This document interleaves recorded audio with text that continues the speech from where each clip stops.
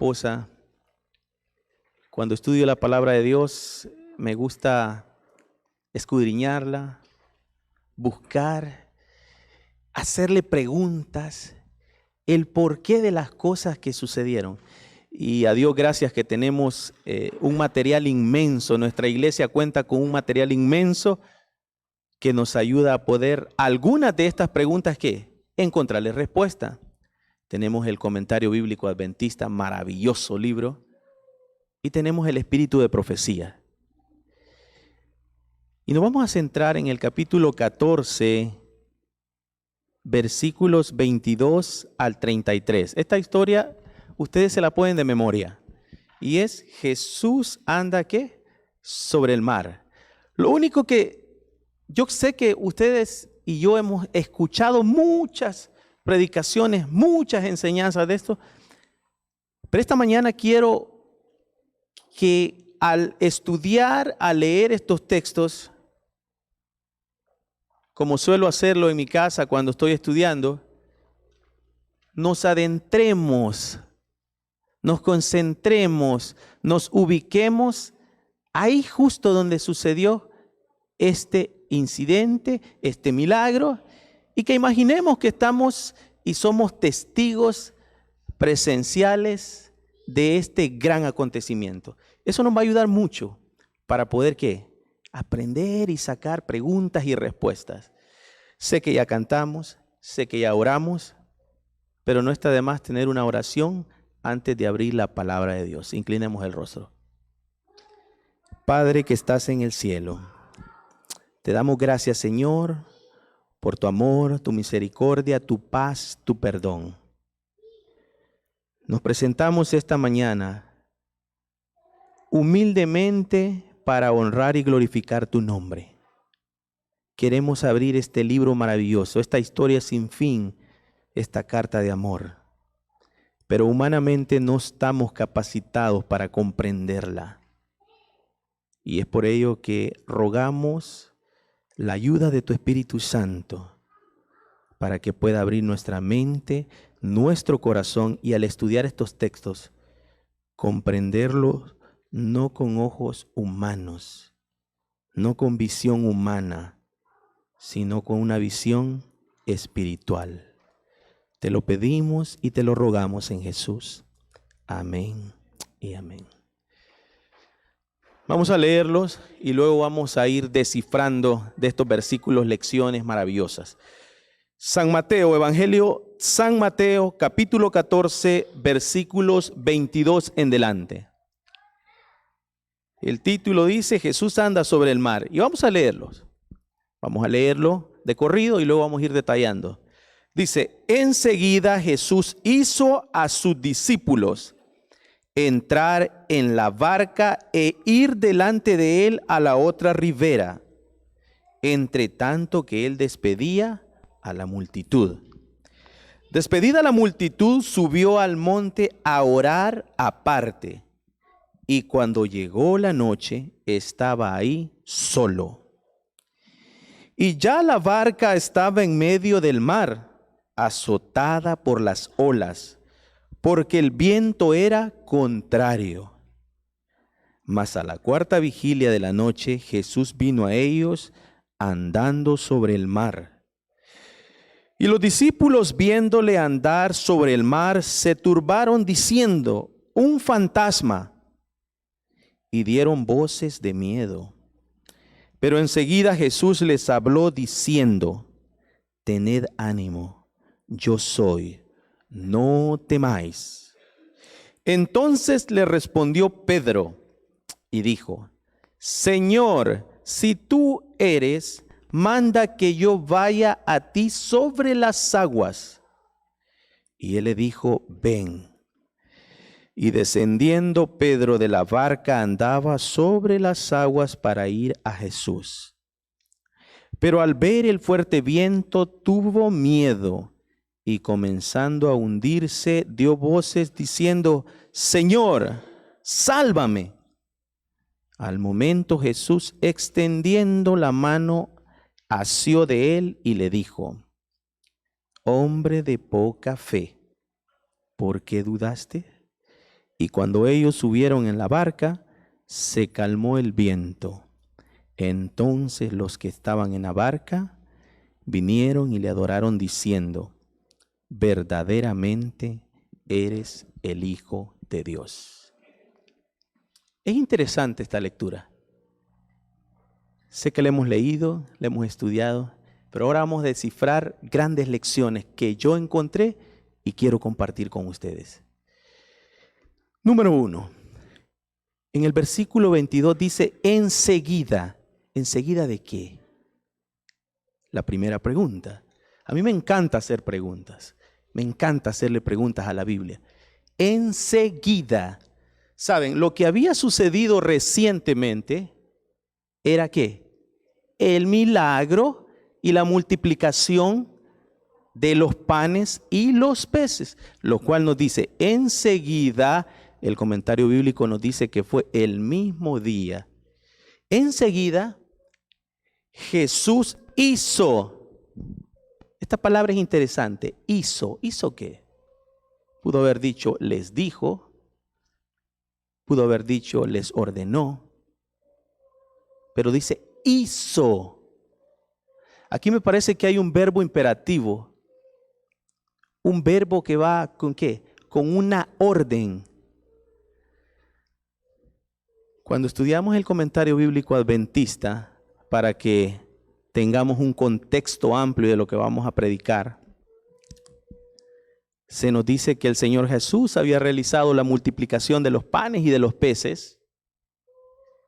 Y entonces, quiero recalcar que este milagro de la multiplicación de los panes y los peces está en los 4 evangelios: Mateo, Marcos, Lucas y Juan. Y si estudiamos cada uno de ellos, nos dan más detalles más amplios. Nos dice que Jesús había multiplicado, había hecho el milagro de la multiplicación de los panes, pero había sucedido algo. El pueblo de Israel esperaba, ¿qué es lo que esperaba el pueblo de Israel? Esperaban un Mesías. Y el pueblo, al ver que hubo multiplicación de panes y peces, dijo: este es el rey que esperamos. Este es el rey que nos va a librar ¿de qué? De la esclavitud. Y nos dice el comentario bíblico que empezó un movimiento. ¿Por qué? Por querer coronarle rey. Y los discípulos, al percatarse de este movimiento que la gente dijo: vamos a coronarle rey, los discípulos dicen que ¿qué? Se contagiaron y dijeron: sí, bueno, nosotros andamos con el maestro, alguna ventaja tendremos, ¿no? Y querían coronarle rey. Y había uno en especial que era el que fomentaba más esto. Era Judas. Y nos dice que Judas estaba ¿qué? Impulsando a la multitud diciendo: vamos a coronarle. Ahora que entendemos qué es lo que sucedía, dice: enseguida Jesús hizo ¿qué? Les dijo: vayan a la barca, vayan al otro lado. Y dice que los discípulos estaban renuentes, no querían subir. ¿Por qué? Porque querían ¿qué? Querían coronarle como rey. Y dice que Jesús hizo. Hay un verbo, siempre le digo a mi esposa que uno de los idiomas, aparte del inglés, que me gustaría saberlo bien, uno de los idiomas que más me encantan es el griego, porque saben, al saber griego nos da una amplitud. Siempre le digo a mi esposa esto. Voy a poner como ejemplo esto. Si usted tiene un dolor de cabeza, usted tiene un dolor. Si a usted le duele una pierna, usted tiene un dolor. Si a usted le duele un brazo, usted tiene un dolor. El idioma español es tan corto para decir dolor es dolor. Y en el griego, depende de lo que usted esté hablando, tiene una palabra en específica. Y dice que Jesús les dijo: suban a la barca. Por primera vez Jesús tuvo que ¿qué? Hablarles con autoridad y decirles: suban, vayan al otro lado. Ahora, esta es una pregunta que yo siempre me hice. ¿Por qué había una tormenta si recientemente Jesús había estado predicando, habían terminado de comer? ¿Por qué la tormenta? Porque después de esto, al subir los discípulos a la barca, que se viene una tormenta. ¿Por qué de la tormenta? ¿Por qué? Les voy a comentar qué es lo que dice el espíritu de profecía y el comentario bíblico. Cuando los discípulos subieron a la barca, iban con rabia. Iban enojados. Ustedes se imaginan quién más, ¿verdad? Iba Judas enojado. ¿Por qué? No solo Judas, todos los discípulos iban furiosos. ¿Por qué? Ellos querían coronar a Jesús como ¿qué? Como rey. Y al coronar a Jesús como rey, ellos, no los culpo, porque así como ellos, nosotros vemos también con esta misma tipo de visión, nosotros que vemos al andar con el maestro, yo que algún beneficio tendré, algún ministerio, yo seré el ministro de qué, de economía. Y dice que los discípulos subieron furiosos. La lección de escuela sabática decía que Dios tiene un plan ¿para qué? Para cada persona. ¿Y sabe qué?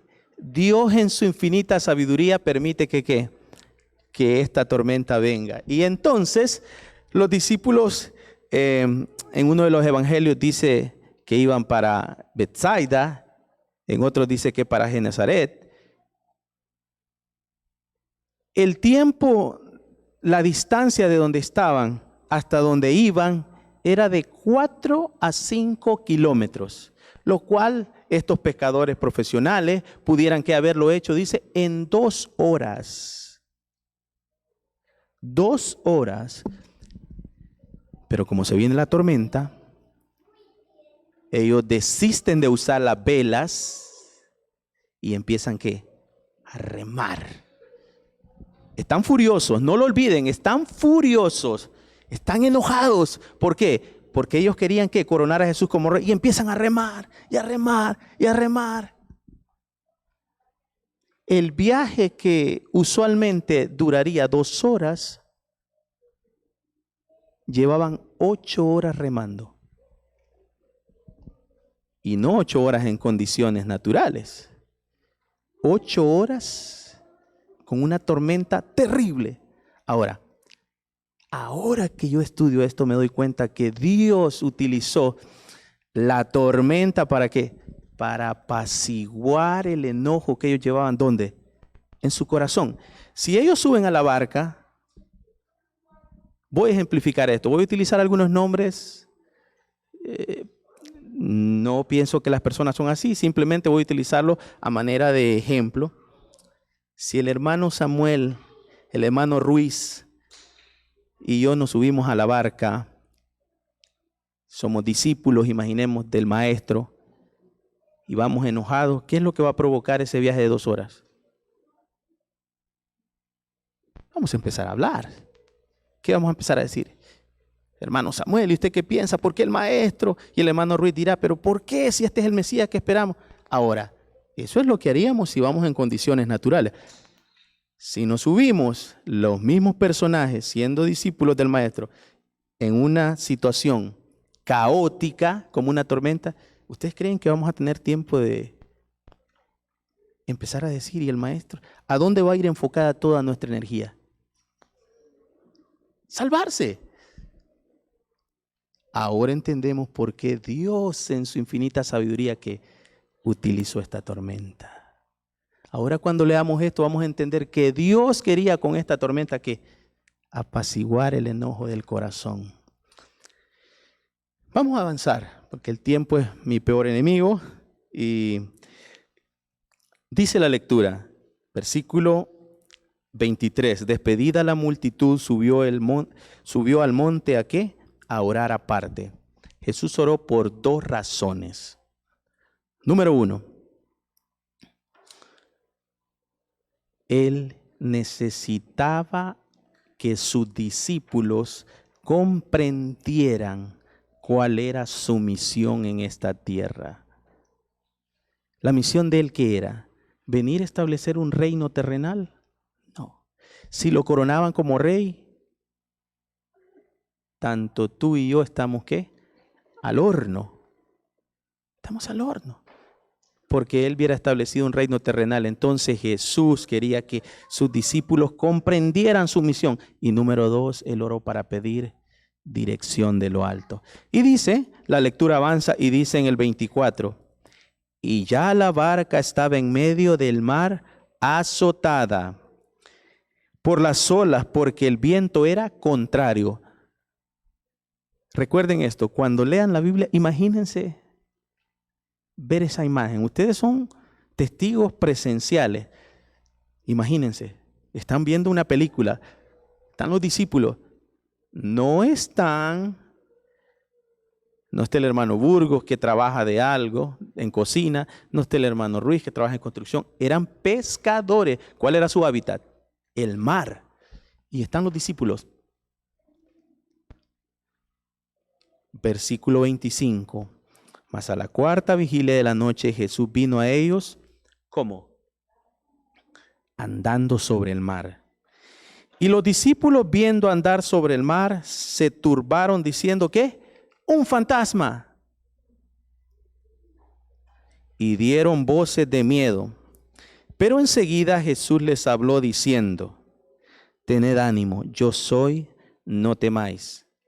Y aquí es donde emerge la figura. A mí este personaje yo lo amo.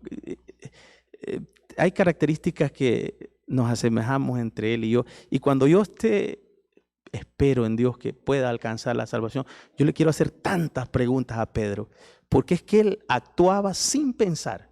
Y oiga, y si estudiamos la Biblia, nos vamos a dar cuenta que lo de él es un error aprendizaje. Esta no fue ni la primera ni la última vez que él metió la pata. Y entonces aparece o emerge la figura de Pedro. Y dice, le respondió Pedro y le dijo, Señor, si tú eres, voy a parar acá. Señor, si tú eres. La traducción, como les decía recién, no es la correcta. La traducción en el griego utiliza un verbo que dice, puesto que eres. Lo que le está diciendo es, como tú eres, no le está diciendo, si tú eres. No. Ellos lo habían visto, dijeron, un fantasma. Y luego Jesús, ¿qué le dijo? No temáis, yo soy. Ahora Pedro dice, por cuanto tú eres, Señor, ¿qué dice? Manda que yo vaya sobre las aguas. Y luego vemos que Pedro comienza a caminar y luego se empieza a hundir. Pero yo quiero estudiar una pregunta que Jesús le hizo a Pedro. Y le dijo, hombre de poca fe. Eso no es la pregunta. La pregunta es que, ¿por qué dudaste? Queridos hermanos, quiero hacerles una pregunta. ¿Cómo andamos de fe? ¿Cómo andamos de fe? Al estudiar la historia de Pedro, me doy cuenta que mi fe puede ser así, chiquitita, otros puede ser grande, otro puede ser del tamaño mediano. Pero ahora lo que quiero estudiar esta mañana en realidad es ¿qué criterios utilizó Jesús para decirle a Pedro, hombre de poca fe? ¿Qué criterios utilizó Jesús? Pero antes de estudiar los criterios que utilizó Jesús, vamos a estudiar los criterios humanos. Y vamos a encontrar que los criterios humanos son tan diferentes a los criterios de Jesús. Yo resalté 5 características y virtudes de Pedro en esta historia. 5. Y vamos a detallarla una a una. Y al final de ustedes me dirán si Pedro tiene fe o no. Número 1. Liderazgo. Muchas veces nosotros los seres humanos confundimos los términos de liderazgo con ¿qué? yo puedo decir, el hermano Samuel es un gran líder de obra misionera. Sin lugar a dudas, es un hombre de fe. ¿El liderazgo es una virtud? Sí. ¿Una característica? Sí. ¿Puede ser algo de fe? Sí, ¿por qué no? Ahora, esos son los criterios humanos. Parecía ser que Pedro fungía como una especie de representante de los discípulos. ¿Por qué? Porque era siempre el que, ¿qué? Era siempre el que metía la pata, el que levantaba la voz, era siempre el que contestaba. Ahora, ¿liderazgo? ¿Es usted un buen líder? Me pregunto, ¿somos buenos líderes y creemos que tenemos fe? Este es un criterio humano que nosotros utilizamos. Creemos que los líderes que son hombres de fe. Característica número 2. Reconocer a Cristo. En el versículo 28 encontramos que Pedro le dice, por cuanto tú eres, ¿estás reconociendo a Cristo? ¿Cuántos de nosotros hemos reconocido a Cristo? Y nos lo reconocemos como ¿qué? Como nuestro Señor y Salvador. ¿Es una virtud? Sí, es una virtud. ¿Es un criterio humano para creer que somos hombres de fe? Sí, ¿por qué no? Segunda característica o virtud, encontramos que Pedro que reconoció a su Señor. Número 3, oración y respuesta inmediata. ¿Por qué oración? No. Oiga, ¿por qué oración? Le dice, por cuanto tú eres, Señor, manda que yo vaya sobre las aguas. Le está comunicándose con Dios. Ahora, ¿la oración fue respondida? Inmediatamente. ¿Cuántos de nosotros llevamos años orando y quizás no encontramos la respuesta? Ahora, ¿cuántos de nosotros hemos orado y al instante tenemos la respuesta? Ahora, el hecho de orar y que nuestro Señor Jesús nos responda rápido, que tarde un poco o que nos responde, es una característica o un criterio para decir, el hermano Samuel es un hombre de oración. Puedo decir que es de fe. Es un criterio humano que utilizamos. Y la respuesta de la oración fue inmediata. ¿Qué le dijo?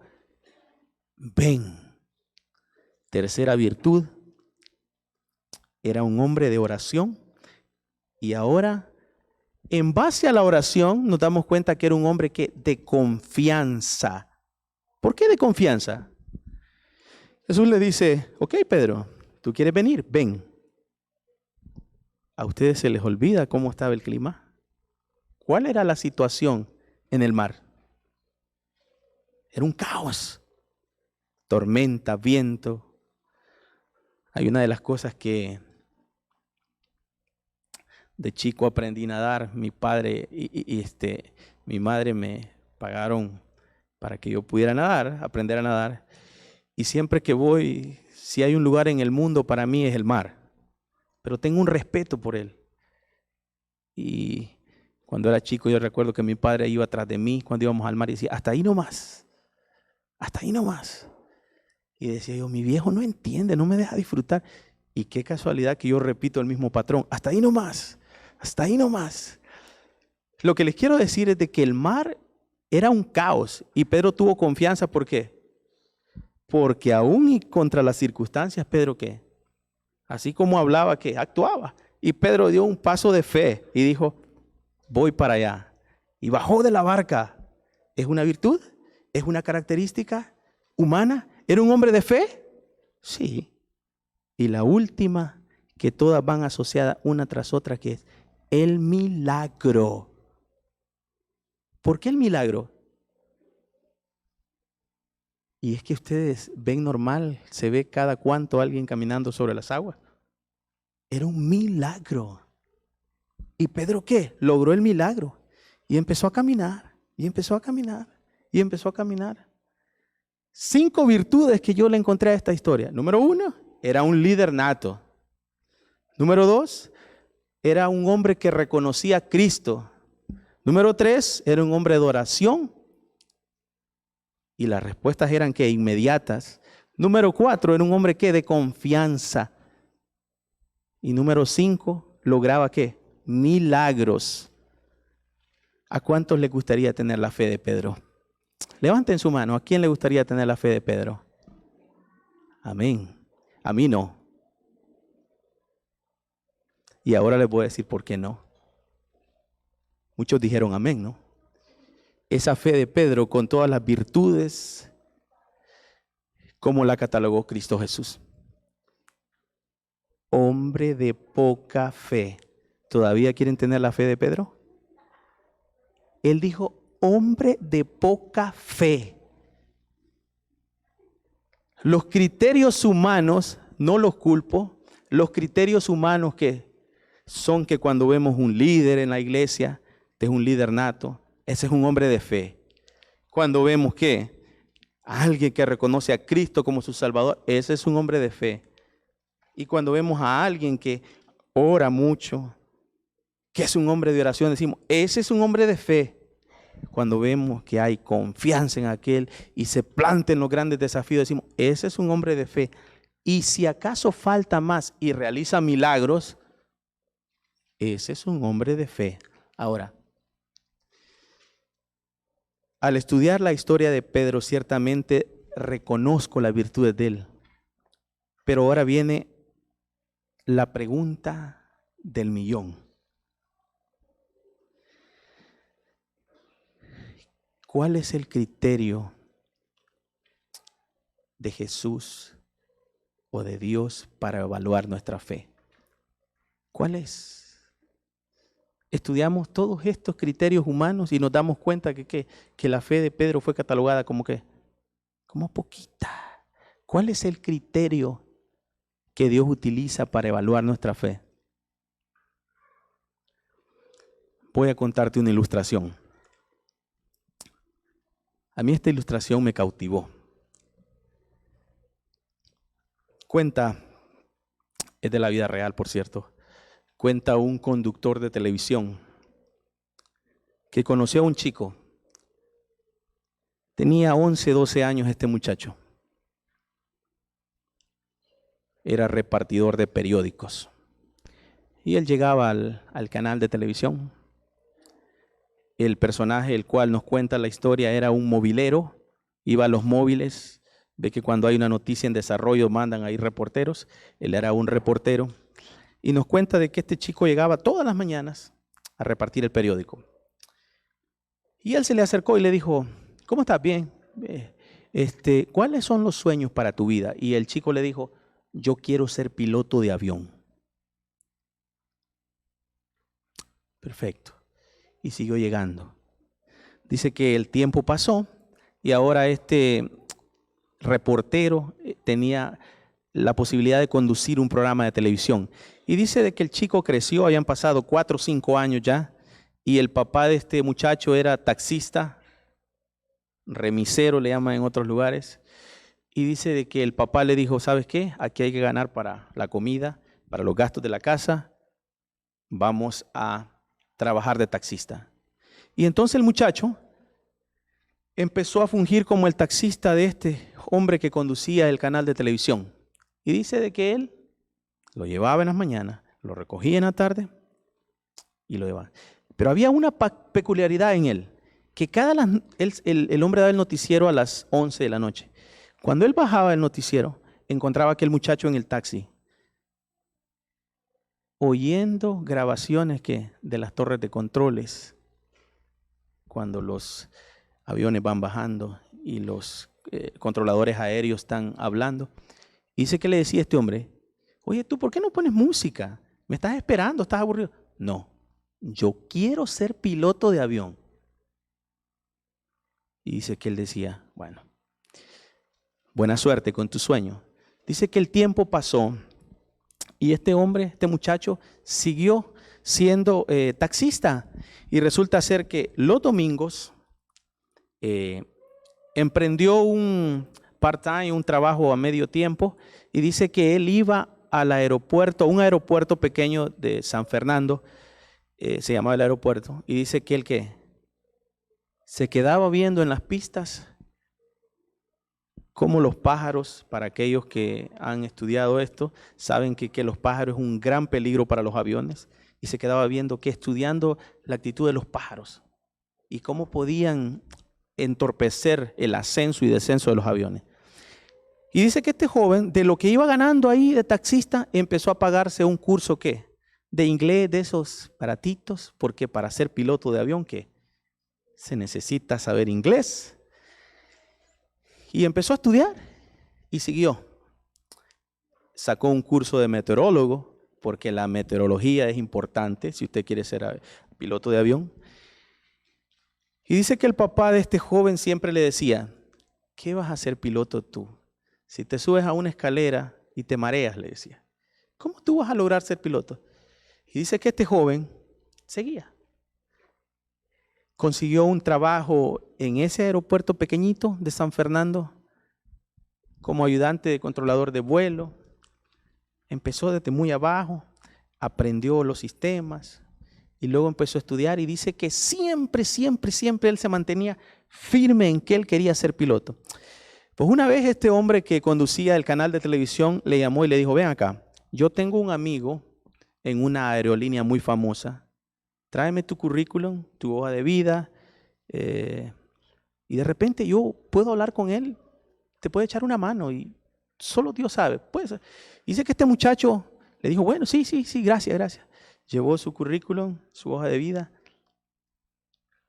metió y dice de que para la entrevista las aerolíneas estaban buscando a 10 pilotos de avión. Este hombre había estudiado, estaba estudiando.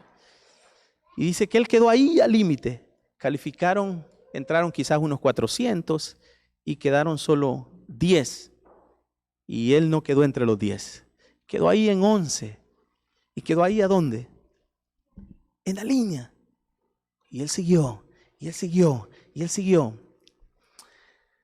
Para no hacer larga la historia, dice que el tiempo pasó y este conductor de televisión subió el trabajo le dio la posibilidad de ir a Nueva York, venir acá a los Estados Unidos. Y dice él que cuando se subió al avión, el piloto dio las instrucciones y dijo, preparado, abróchense los cinturones, vamos a emprender el viaje para Nueva York. Le habla el piloto Marcelo Rao. Marcelo Rao. Ese era aquel chico que había llevado periódico, aquel chico que escuchaba cómo la torre de control hablaba en inglés. Y dice que este hombre se emocionó tanto que fue y tocó la puerta de ahí de los pilotos. Cuando el chico, ya no era un chico, era un hombre adulto ya, dio la vuelta, dice que le dijo, oye, yo fui tu remisero, fui tu taxista durante muchos años. Y le dice, sigo siendo taxista, pero ahora de aviones. ¿Qué es la moraleja que me deja esta historia a mí? Volvamos a la historia de Pedro. ¿Qué criterios utiliza Dios para evaluar nuestra fe? Durabilidad. Sinónimo, perseverancia. Saben, la vida del cristiano no es arrancar la carrera. Me inscribo en la carrera y arranco la carrera y de repente voy liderando la carrera.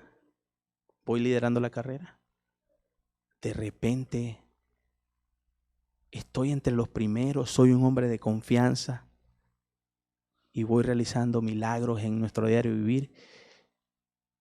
Pero viene un obstáculo y ¿qué? Y me caigo. Tú te puedes caer muchas veces como Pedro lo hizo. Cuando estudiamos la historia de Pedro es maravillosa porque nos vamos a dar cuenta que era error y aprendizaje. El criterio que nuestro Señor Jesús utiliza para evaluar nuestra fe, ¿sabes cuál es? La perseverancia. Este mismo Pedro, y lo que me llama poderosamente la atención de Pedro, es que cuando se está hundiendo en el mar, miren qué maravilloso es nuestro Señor Jesús. Le dijo, hombre de poca fe, ¿por qué dudaste? Eso fue lo que hizo. ¿Qué es lo que hace nuestro Dios con nosotros? Primero nos da la mano, luego nos saca, nos lleva a tierra firme, nos lleva a la barca. Y justo cuando estamos ahí, ¿qué dice? Hombre de poca fe, ¿por qué dudaste? La historia en la vida del cristiano, hermanos, no es arrancar bien, sino mantenerse, perseverar. ¿Cuántos casos hemos visto de hermanos que quizás cuando nosotros entramos en la iglesia, siendo chicos, eran los líderes de la iglesia y ahora no están con nosotros? ¿Qué pasó? La perseverancia. Yo quiero explicarte y voy a decir algo que es conflictivo. Va a sonar raro, pero quiero que me entiendas. Me gusta meterme a lugares escabrosos. El problema del ser humano no es el pecado. ¿Sí me entiendes? El problema del ser humano no es el pecado. No. Y ustedes dirán, ¿cómo que no es el pecado el problema del ser humano? ¿Sabe? Para el pecado ya hay solución. Vamos al libro de Primera de Juan 1:9. Vamos ahí. Primera de Juan 1:9.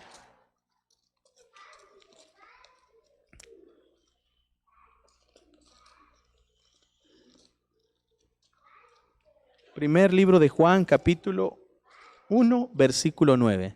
Y aquí van a entender por qué el pecado no es el problema del ser humano. Dice, si confesamos nuestros pecados, Él es fiel y justo, ¿para qué? Para perdonarnos nuestros pecados y limpiarnos ¿de qué? ¿El problema es el pecado? No. Para el pecado ya hay solución. ¿Se acuerdan la historia de la serpiente en el desierto? Él ya hizo provisión para el pecado. Tú lo único que necesitas hacer cuando pecas es que arrepentirte, decirle, Señor, me equivoqué. Y tan pronto como tú confieses tu pecado, ¿Él qué? Te lo perdona. Ahora, Satanás utiliza el pecado para su verdadero objetivo. ¿Cuál es el verdadero objetivo de Satanás? Que cuando tú estás en pecado, Él se acerca y te dice, ¿ves que te dije? Te equivocaste. Decepcionaste a Dios. ¿Has escuchado esa voz? Ahora te quiero decir, ¿tú decepcionaste a Dios? No. ¿Por qué? Uno solo decepciona cuando espera algo bueno de la otra persona, pero Él sabe que nosotros somos pecadores. ¿Cómo lo vamos a decepcionar? Jesús sabe que nosotros somos pecadores. El enemigo utiliza el pecado ¿para qué? Para decirte, mira, ¿sabes qué? Esto de la religión no es para ti. Tú nunca vas a poder ser salvo. Mira, tú puedes tratar de mil maneras, puedes orarle a Dios, puedes hacer esto, pero estás perdiendo el tiempo. Eso es lo que te dice el enemigo. Para el pecado hay solución, la sangre de Cristo Jesús. El enemigo utiliza el pecado ¿para qué? Para hacerte sentir que indigno. Y entonces es cuando nosotros un día ¿qué? Decimos, verdaderamente creo que el tiempo está pasando. Y yo no veo cambios en mi persona. Y yo creo que esto de la religión, yo creo que nunca voy a poder ser salvo. Y entonces ¿qué? Desistimos de Jesús. ¿Y qué decimos? Damos un paso al costado y decimos, ¿para qué seguir peleando si esta es una lucha que inútil? Yo nunca podré. Queridos, esta mañana, a través de la historia de Pedro, lo que quiero decirte es que no desistas de Jesús. ¿Te vas a equivocar? ¿Nos vamos a equivocar? Sin duda nos vamos a equivocar. ¿Cometeremos pecado? Sin duda cometeremos pecado. Ahora, para el pecado hay solución. Lo único que quiero que comprendas es que Pedro, el espíritu de profecía dice que Pedro, cuando dejó de ver a Jesús, empezó a hundirse. Yo te quiero decir, hermano, esta mañana que no mires a tu hermano que está a la par. Mira a Jesús. Él es el que hizo el sacrificio más maravilloso por ti, por mí. Dicho esto, hermanos, espero que a través de la historia de Pedro comprendamos que los criterios humanos para evaluar nuestra fe no son los criterios de Dios. Voy a invitar a los hermanos diáconos. Sabemos que